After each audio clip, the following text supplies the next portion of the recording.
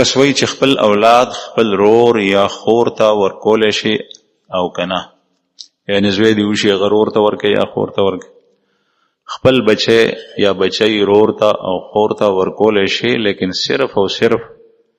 د هغوی دې دپاره چې د هغوی اولاد نشته دی، هغوی په باندې مینه ماتوي او هغوی تربیت کوي په دې بنیاد. لیکن دا زوی د هغه چا دی چې د چا نه پیدا دی، او د ده نسبت هغه بل کس ته کول چې چاته ورکړی دی دا ګناه ده. قرآن کریم کې نص صریح دی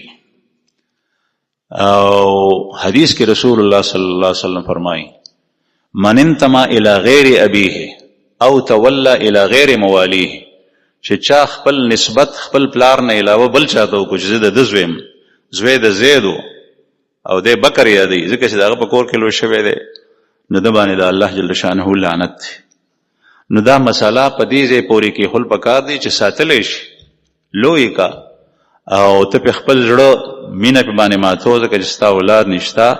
لیکن چې کله د پلار د نوم تذکر راشي هغه طرف ته برابرلی شي، په کاغذونو کې به هغه سره لیکلی شي د سره نه چې دا کومې عارضي پلار جوړ شوی.